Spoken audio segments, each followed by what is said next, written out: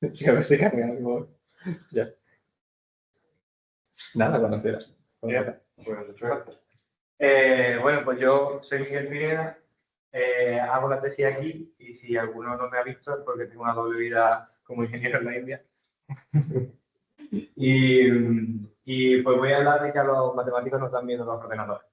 Me dijeron que diera una charla sobre mi investigación, qué es lo que hago, no sé cuánto, pero que no fuera técnico, pero que todo el mundo lo entendiera, pero que me metiera en los detalles. Entonces, lo que he hecho es cambiar el tema. Voy a hablar de mi problema de tesis, pero no quiero enfocarla en ese hecho, ni siquiera he escrito, para forzarme, ni siquiera he escrito ninguno de los resultados que hemos sacado de mi tesis, voy a presentar el problema de mi tesis.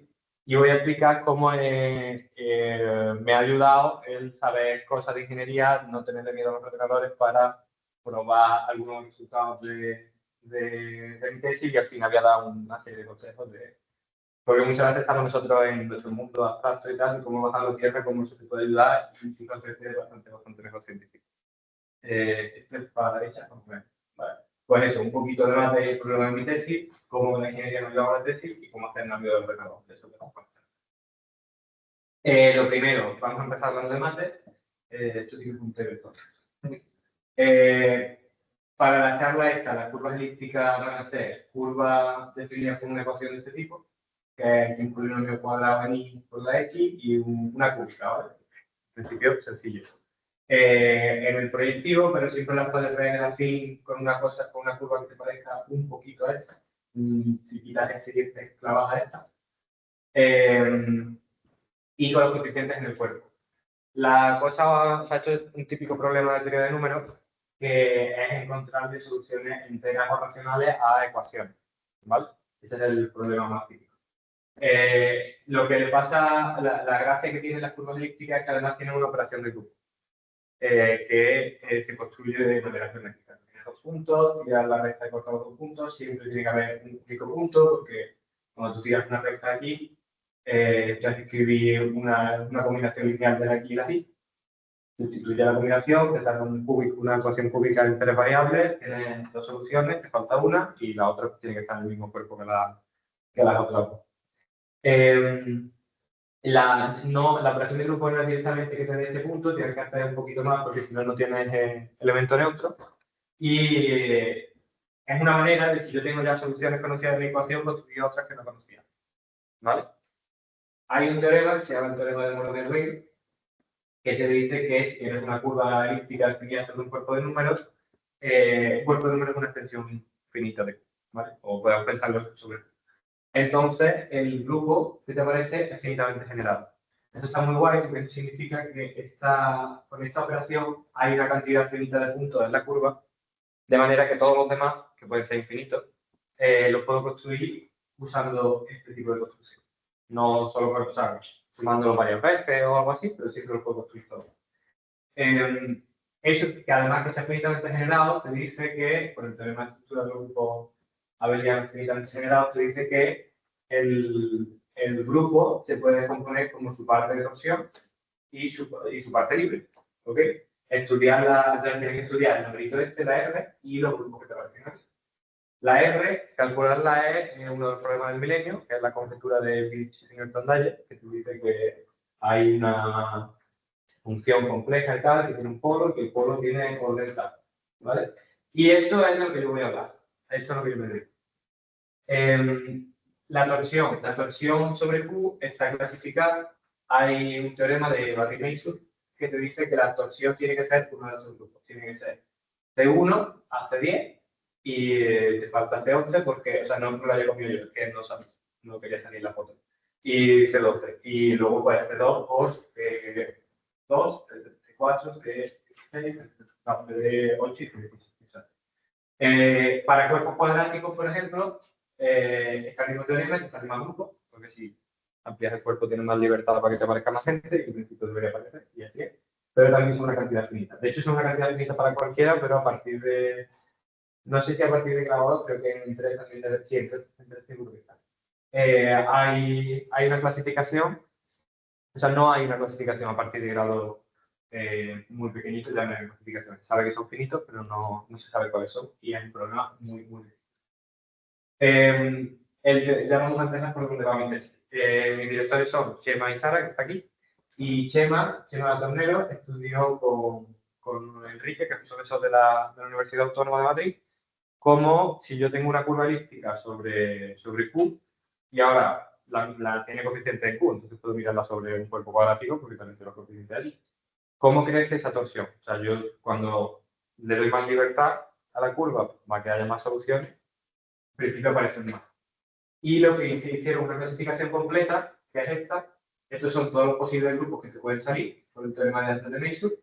Y estos son los grupos a los que puede crecer. Porque, o sea, al principio tienen que ser subgrupos, pero no todos los subgrupos valen. Entonces, lo que hicieron fue que dieron una clasificación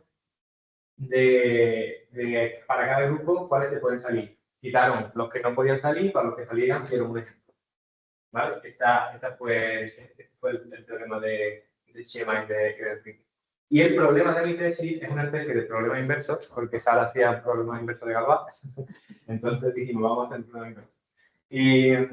Y el problema inverso es, yo tengo una curva elíptica, yo sé que existe un cuerpo cuadrático. O sea, esto es una hipótesis. Asumo que existe un cuerpo cuadrático, tal que la torsión varía. Y la pregunta es, ¿qué puedo calcular el cuerpo o sea, idealmente caracterizarlo en función de invariantes de la curva? La curva tiene, ahora lo enseñaré, es un objeto aritmético, entonces tiene un montón de números que explican algo de la curva, hay muchísimos números que te dan información de la curva. Pues, idealmente sería intentar escribir ese cuerpo cuadrático como u de raíz de y una fórmula ahí que aparezca, la que aparezcan invariantes de la curva. Este era mi problema de tesis. Y ahora viene la parte de cómo yo afronté el problema de la tesis y cómo la ingeniería me ha ayudado. ¿Vale? O sea, aquí las mates, ahora viene... ¿Tienes una pregunta? Ah, vale. Está bueno, si alguien tiene una pregunta que la haga. Y hasta aquí, hasta aquí las mates no voy, o sea, por si alguien tiene curiosidad, tenemos resultados que casi caracterizan el cuerpo. O sea, tenemos ya un artículo en el que da un resultado general que lo acota bastante. Y ahora estamos acabando resultados que prácticamente caracterizan el cuerpo completamente. Entonces, la ingeniería me ayudó la tesis. ¿Cómo empecé yo? Yo le dije a Chema, bueno, lo que enseñaba antes, ¿no? Tenía la tabla esta y yo, pues, lo primero que hice fue ir al artículo de Chema. Y me dijo, y en el artículo, como he dicho, para cada caso de estos, que hay un color, teníamos un ejemplo y había unas tablas. Y entonces yo vi el ejemplo y vi esta tabla. No hace falta que se entienda la tabla, ¿vale? Y yo digo, vale, esto okay. Y yo entendiendo la tabla, me cuenta que viene una cosa que se llama label, que es una etiqueta, y esta etiqueta se refiere a una curva, ¿vale? Y yo dije, ¿y esto qué es? Y me dice Chema, esto es que hay una base de datos de curvas, que pues, tiene muy bien que buscar ejemplos, tal, y dije yo, a ver, la base de datos, y la voy a enseñar. De hecho, casi que si me dejas que me siente, porque voy a echar un rato aquí.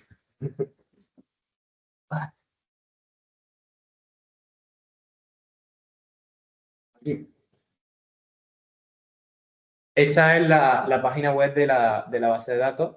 Y si te vienes aquí donde pone Liquid Curves, ¿ok? Le das... aquí esto está para filtrar en la base de datos, pero puedes elegir un aleatorio. ¿Vale? Y te elige una aleatoria. Ahí arriba está la ecuación. Aquí está el grupo de Mordell-Weil, el del teorema, que en este caso solo tiene 2 puntos, que la cantidad de puntos que también pueden ser finitas, unos generadores, donde se pueden calcular, y aquí empiezan a aparecer una serie de números que son invariantes de la curva, y puedes seguir bajando, y hay mucha más información, más numeritos, cuánto se cumple. Esto es el BSD, el problema del milenio, se dice que la conjetura es verdad hasta 9 cifras decimales. Una serie de cosas. Aquí aparece, esto está relacionado con lo que yo hago, cómo crece la torsión, cuáles son los grupos de torsión cuando cambias el cuerpo, ¿vale? Total, que dije yo, ostras, qué guay, aquí hay un montón de cosas. Y dije yo, vale, me fui a intentar replicar lo que tenían Chema y Enrique, que era que ellos buscaban, claro, ellos estaban clasificando torsiones, entonces ellos tenían que buscar un ejemplo de la curva que Q tiene este cuerpo y este grupo de torsión, y en un cuerpo cuadrático el que sea que hayan calculado tiene esta. Y claro, o sea, aquí hay un montón de cosas por las que filtrar. Una de ellas es la torsión, pero no hay ninguna, si os ponéis a mirar, ninguna que sea filtrada por la torsión hacia el cuerpo cuadrático. Entonces dije yo, y como, porque yo no era capaz, yo lo único que podía era poner aquí una condición que no me garantizaba a mí que se fuera a crecer, y poner una condición y ponerme a buscar yo manualmente, haciendo clic en cada curva, yendo para atrás, cosa que no es nada eficiente. Y le pregunté a Chema, ¿y esto vosotros, Enrique, cómo lo hacíais? Me dijo, mira, me dijo, eso lo hacía Enrique y yo ni me quise enterar. Dijo, muy bien. A lo que yo, a partir de ahí, dije, bueno, pues me salió la vena de ingeniero y dije, pues lo voy a intentar, lo voy a investigar yo. Y lo que hice fue que, claro, o sea, de hecho ni siquiera, o sea, cuando tú buscas aquí, si pones una lista de curvas, que se vea, te salen un montón de curvas y puedes elegir qué cosas hacer display, qué cosas mostrar, pero hay cosas como el crecimiento de la torsión que no lo pueden mostrar, entonces ni siquiera puedo yo mirar cómo crece, ¿no? Sin embargo, cuando yo hago clic en una de las curvas, a mí aquí me aparece el crecimiento de la torsión sobre Q de raíz de 2 es C2 por C2, ¿vale? Y digo, bueno, pero si aparece, o sea, esto es una página web, las páginas web son programas que eso está leyendo de algún sitio. Entonces lo que hice fue que descubrí que en GitHub estaba el repositorio de la página web, no de la base de datos, sino porque, o sea, para que sepa de GitHub, guardar datos en GitHub no es una buena idea, pero está el código de la página web y estaban las funciones que llaman a la base de datos. Me metí en el código, me lo descargué, por eso o sea, tengo bagaje haciendo este tipo de cosas. Y me empecé a leer el código, a ver cómo llamaban, a ver no sé cuánto, mirando en foros. Y al final conseguí, no voy a explicar cómo, porque si no me da tiempo, pero conseguí clonar el repositorio, documenté como qué cosas me tenía que instalar para que me funcionara la llamada. Me lo instalé, me hice un entorno, o sea, lo estoy diciendo para que sepa lo que es un entorno y tal. Ahora después si quieres lo hablamos para Luis. Y me hice un entorno donde me puse, me instalé mi base de datos, me lo instalé como yo quise, y yo ahora tengo una serie de scripts con los que yo hago from RCDB, imports, no sé cuánto, y puedo acceder a la base de datos y puedo hacer peticiones por SQL, por Mongo, puedo hacerlo como yo quiera, y puedo puedo filtrar por lo que yo quiera. Y esto me hace muy útil porque al principio teníamos una conjetura, encontramos algún contraejemplo, luego volvimos para atrás, adelante, pero con esta herramienta yo puedo filtrar por la base de datos, poner mi conjetura, filtrar por lo que cumple mi conjetura y si hay 1.000.000 de curvas y hay 30.000 que no la cumplen, pues la conjetura es casi verdad. Entonces, mira, fíjate en esas que no lo cumplen, busca patrones, vuelve a renunciar a la conjetura hasta que no haya ningún ejemplo y ya tienes el enunciado de tu teorema. Ya solo tienes que probarlo. Y con eso, pues, ir tirando por la tesis. Este es mi truco, ¿vale? Entonces, eso es un ejemplo de cómo he usado yo ¿dónde está el PDF aquí? Y se presenta con control L. Vale. Eso es un ejemplo de cómo usar la ingeniería para, o sea, qué cosas que pueden aprender en el digo los ingenieros, ¿no? Y ahora, pues, aquí al final tengo una serie de... Ah, bueno, espérate, una anécdota, que se me iba a olvidar. Cuando hice esto, ya resolvimos el problema al principio, parte de él y tal, pues mandé el problema a la jornada de teoría de números que fueron el año pasado en Madrid, y nos respondió Enrique, el de Enrique y Chema, que he dicho antes, el famoso dúo Enrique y Chema. Me respondió Enrique y le dijo al Chema, ¿quién es este que dice que ha resuelto no sé qué tal? Y dice, lo conozco, es el alumno de tesis. Y dice, pues me invitó allí al seminario de Dice Más. Y yo iba muy contento porque yo iba con Enrique, que era el que hacía las cuentas. Y llegué yo, le digo, estuvimos allí hablando un poco, ¿cómo te llamas? Yo, Miguel. Y me digo, oye, mira, esto lo hemos probado porque yo me conecté a la base de datos y esto no sé cuánto, tal. Digo, que me dijo Chema que era tú el que hacía eso cuando estaba ahí y dice, pues me lo tienes que contar porque yo no tengo ni idea de cómo se hace eso. Y dije, ¿cómo que no tengo ni idea? Y como, o sea, quiero decir, aquí hay por lo menos 25 ejemplos. ¿Y cómo encontraste todos esos ejemplos? Y dice, no, eso fue que me fui de estancia a Warwick, que está en Reino Unido, con Cremona, que Cremona es la, o sea, la base de datos ahora la lleva otra gente, pero originalmente, antes de que existiera la base de datos, había unos libros, tenían tablas de curvas elípticas con menos información de lo que tiene la base de datos, pero era el original. Entonces, Cremona era el que había, el original, la persona original que había empezado a correr curvas. Claro, él sabía cómo funcionaba aquello. Entonces, él estaba allí con Cremona y le decía a Cremona, necesito una curva que haga no sé qué, y hacía Cremona. Y le salía, y me daba la curva, no sé qué. Y me dijo, yo, cuando volví, le pedí, porque a Enrique le gusta cacharrear también, le pedí el código y yo estuve aquí usando el código y tal, y dice, pero ya últimamente lo intento y no me funciona, y yo envié el código y yo que había estado cacharreando y vine leyendo en foro, estaba usando la versión antigua, porque claro, eso fue con que, bueno, a lo mejor hace ya 15 años, bueno, no, a lo mejor de tanto, pero hace 10. Y claro, ya no le servía. Entonces, pero él, lo que pasa en matemáticas, que la tenía miedo al ordenador, no se había ido a cacharrear, sabía que había un comando que funcionaba y era una caja negra. Y pues nada, yo además de eso lo documenté y no solo a Enrique, a otra gente que me ha pedido esto funcionar y tal, se lo está explicando, se lo he enseñado. Y en fin, es una cosa que cuando dices que sabes hacerlo, llama la atención, por lo menos en mi mundillo. Y ahora, ya que hemos contado anécdotas, el cómo hacernos amigos del ordenador. O sea, ¿cómo hacernos amigos del ordenador? Si te dan miedo los ordenadores, ¿qué cosas puedes hacer? La primera es una cosa que me contó Henry Cohen, que no sé, alguien sabe, bueno, Sara sabe quién es Henry Cohen, pero sí, alguno aquí sabe quién es Henry Cohen. Entonces, Henry Cohen es un matemático que está muy mayor, bastante más mayor de lo que sale en la foto. O sea, no, pero digo que es una persona que hace ya tiempo, que ha vivido. Pero es o sea, no sé si sabéis lo que es par y GP, los que no son de aritmética. Paula me está diciendo así que no. O sea, que par y GP es el núcleo, o sea, el kernel que hay detrás de SAGE. O sea, antes de que existiera SAGE, lo que había es par y GP, que es una especie como de máxima para gente de aritmética. Y lo hizo Henry Cohen y colaboradores.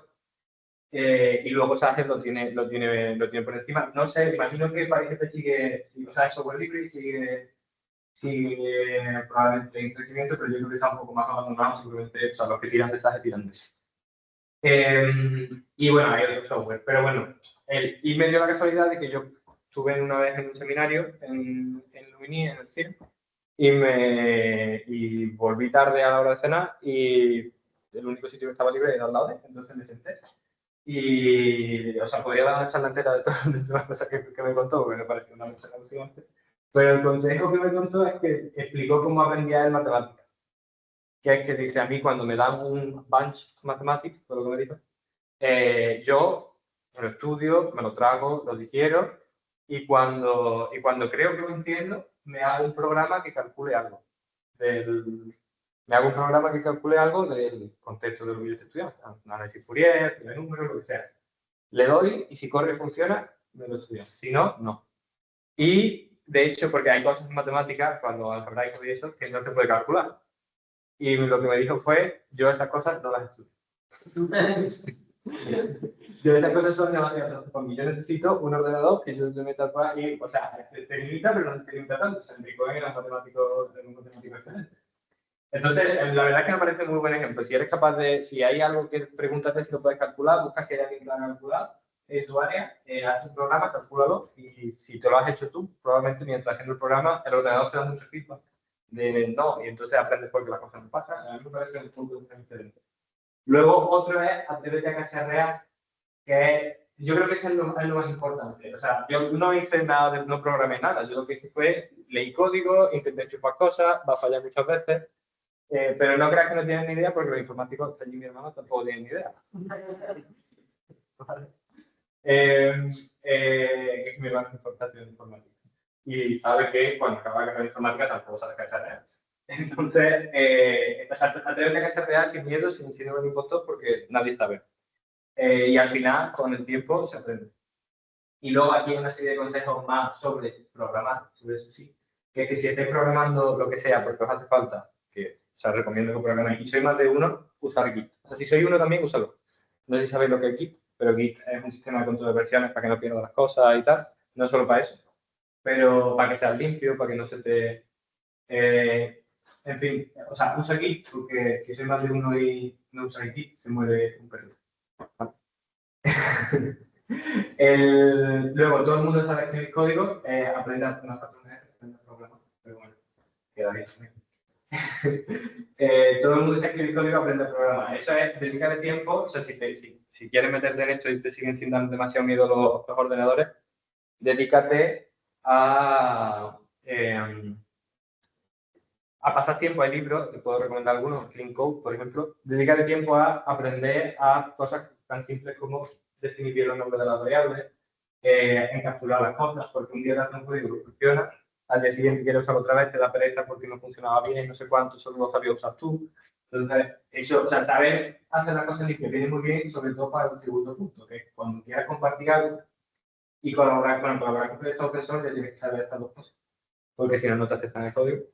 Pero comparte tu código y colabora en el proyecto open source. Si queréis colaborar con Sage, muy bien, porque yo creo que le hace mucha falta. Yo veo cosas en Sage que están muy mal. Y compartir tu código viene muy bien porque tú haces tu código, se lo enseñas a la gente, como lo que conté yo antes de la base de datos, y escuchas a alguien que dice, este ha hecho no sé qué. Te viene, te dice, pues a ver, ¿cómo lo has hecho? No sé cuánto. Y de ahí te pueden salir colaboraciones que en el mundo científico es una cosa importante. Y ya la última, cuando hagas algo, no sé cómo hacer la investigación, pero igual que cuando investigas, está bien que te expliques a ti mismo cómo está todo hecho, por si luego alguien, no solo por eso, pero por si luego alguien te pregunta, que esto yo aprendí a estar en una vez. Y dije yo, claro, es lo mismo que en ingeniería, documentalo todo para que cuando pueda volver o otro lo coja, pueda entenderlo, que es una cosa que no pasa, por ejemplo, en algunas partes de la base de datos que enseñaba antes. La base de datos está bastante bien para estándar de ser matemáticos, pero porque la hace un antiguo informático. Documenta, o sea, eso, documenta porque si no, luego no se te va a olvidar, te va a dar pereza, va a estar sucio el código y no vas a querer volver, te va a seguir dando miedo al ordenador. Entonces, pues, hasta aquí. Estos son mis consejos para matemáticos desde la ingeniería.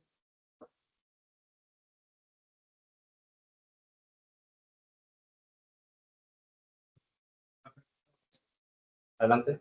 Gracias. Una pregunta es, en la curva que colocaste, está en B2, ¿no? Esto de aquí, sí. Y, claro, y los grados son muy diferentes, claro, ¿Cómo? Los grados de las curvas son distintos. Bueno, es que en realidad tú hablas del grado de... O sea, para hablar del grado de una curva, tienes que ver esa curva, o sea, la ecuación es así. Entonces tienes que proyectilizarla y te lo llevas a un lado y pones el cero, entonces de grado 3. ¿Okay? Pero la pregunta sería, si tú has visto en PL, por ejemplo, en el colectivo, O sea, claro, o sea, el punto es, o sea, la he simplificado. En realidad, la definición de curva elíptica no es directa, o sea, la puedes dar así directamente, pero es equivalente a decir que tú estudias curvas de género 1. ¿Sabes lo que es el género de una curva? Pues la cosa es, o sea, no es tan difícil. La cosa es que todo dibujar. O sea, tú tienes, por ejemplo, dos variables como esta. Gracias. tienes esto, ¿no? En más variables, pues sería algo así.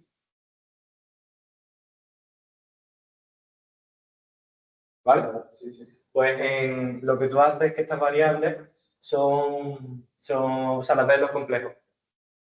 ¿Vale? Y eso te da, si solo tienes una ecuación, o sea, si lo quieres llamar curva, porque es de dimensión 1 compleja, es lo mismo que dimensión 2 real, y eso es una superficie real, en realidad.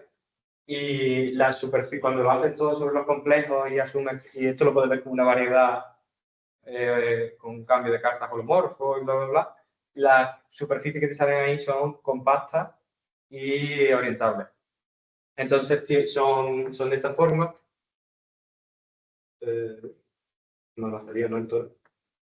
O un toro o un doble toro. ¿Vale? Los toros. Y esto tiene un género, que es el número de agujeros. ¿Vale? Pues cuando la curva tiene... Y el punto es que el género tiene información no solo topológica, sino aritmética también. Entonces, cuando tienes curvas de género 1, esas son las que tienen operación de grupo. Y hay un teorema que se llama el teorema de Riemann-Roch, que es mucho más general, para curvas genéricas, pero te permite escribir siempre la ecuación así, pero siempre hay una inversión de tu curva de género 1 en P2. Entonces, por eso he contado que me queda bueno. Y los resultados se mantendrían. Sí, no, claro, o sea, sí, además cualquier homomorfismo de variedad de género 2 que te respeten una pequeña condición, o sea, que te manden el punto que tomas como elemento neutro o el punto que tomas como elemento neutro, también es homomorfismo de grupo. Entonces, pues si tienes una inversión, tienes un isomorfismo, se respeta todo. Entonces, vale. ¿Alguna otra pregunta por aquí? No puedes decir indexar, porque no Sí. lo que tú buscabas. El algoritmo que utilizas es literalmente recorrer toda la lista y recogiendo lo que encuentras. No, o sea, la base de datos, no he enseñado la estructura de la base de datos, pero aquí se puede enseñar un poco si quieres. La base de datos tiene tabla, la base de datos está bien hecha. Por lo que he dicho antes, lo han hecho gente que ha estado trabajando en la industria. Tiene aquí, te lo enseño, en database, la API no es lo que yo he usado porque la API esta es muy mala, pero sí que contiene, creo que era aquí, ¿eh? Sí que contiene, exacto, sí que contiene lo que se llama el esquema de la base de datos. Aquí donde pone Available Collections, cada palabrita en azul con un número, el número de cuántos elementos tiene es una tabla. Entonces tú tienes, a ver, tú tienes, a ver dónde están las curvas elípticas. Char F. F es curva elíptica, ¿vale? Aquí. Pues class data es donde está una cosa sencilla. Está el conductor, el discriminante, la etiqueta. Y luego tienes aquí, por ejemplo, donde está torsion growth. ¿Vale? Y torsion growth es otra tabla. Esto ahora es que nos va a preguntar mi hermano, porque esto es lo que está estudiando hasta final, que estoy usando. Tienes aquí tu clave, que es la etiqueta de la curva. Aquí tienes otro que es la etiqueta de la curva. Y solo aparecen las curvas que tienen crecimiento. ¿Vale? Entonces tienes crecimiento y aquí tienes cosas como el grado. El grado. Tienes una serie de hechos. No, lo puedo ver. Está aquí el esquema de la torsion growth. El grado, el cuerpo sobre el que crece. Aquí si le das a show esquema, sale lo que tiene esta tabla. Tiene grados, cuerpo, la etiqueta y la torsión a la que crece. ¿Vale? Si haces clic en torsion, te dices que es a la que crece. Y aquí puedes ver cómo lo están guardando. Bueno, torsión es crecimiento. No estoy seguro, creo que sí. Es a donde crece, exacto. Entonces, yo lo que hago es una llamada. Hago lo que se llama un join de estas dos tablas por esta. O sea, me quedo en esta tabla y cojo la curva de aquí, cojo la torsión, por ejemplo, o el conductor, que sí, que como has venido a la charla del departamento, sabes que lo he usado. Aquí está el conductor, pues cojo el conductor y la torsión y me los pego aquí. O sea, no estoy recorriendo esta entera, sino que esta que yo sé que, o sea, filtro por grado igual a 2, por ejemplo, que era mi caso, y de esa hago un join con esta tabla y lo saco. Eso es SQL. ¿Vale? O sea, SQL es el lenguaje para hacer ese tipo de cosas. También te puedes descargar directamente las tablas en Python y si dominas Pandas o lo que sea, pues lo haces con Pandas, que es más fácil, es lo mismo. De hecho, a Pandas le puedes meter eso. ¿Alguna otra pregunta por aquí? Bueno, pues, si no tenemos preguntas, agradecemos otra vez a Miguel su charla. Gracias.